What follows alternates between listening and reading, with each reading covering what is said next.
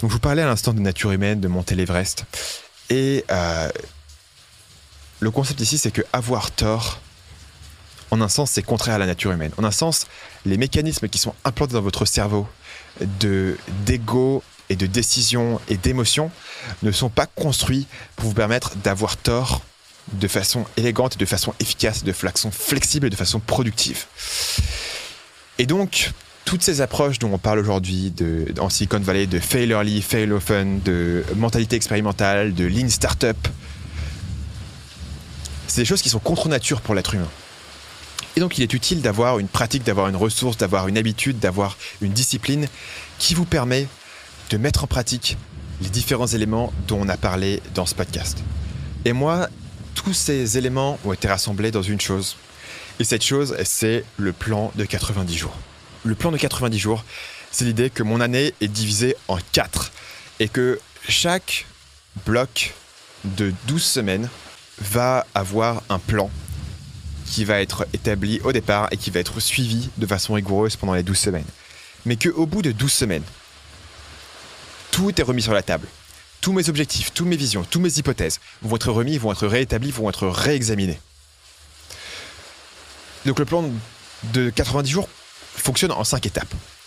Premièrement, vous allez établir une vision du monde actuel. Qui est-ce que vous êtes ?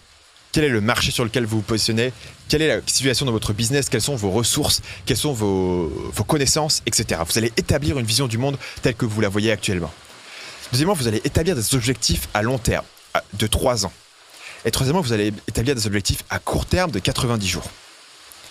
Vous avez donc maintenant une vision du monde actuelle, des objectifs à long terme et des objectifs à court terme.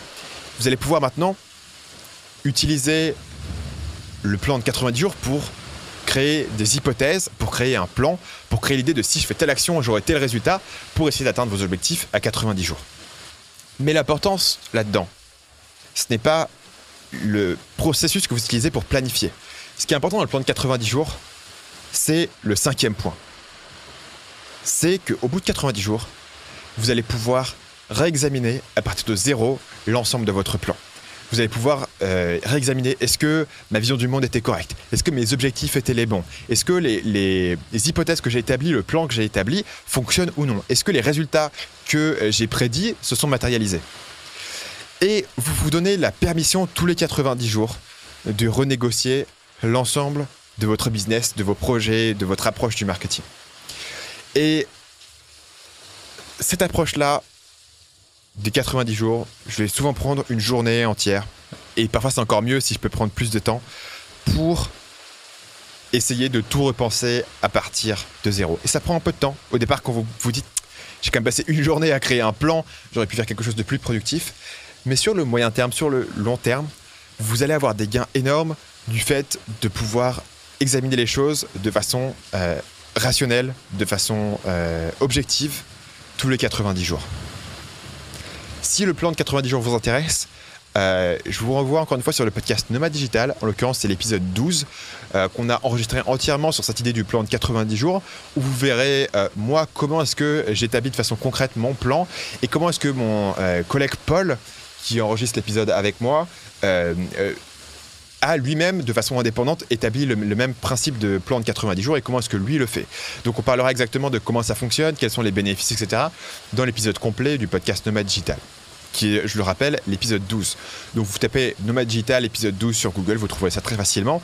Et comme toujours dans cette série, la série habite sur le web à l'adresse marketingmania.fr/modèle avec un S. Et si vous vous rendez sur cette URL, vous trouverez toutes les ressources mentionnées, y compris bien sûr les liens vers les podcasts en question et les livres.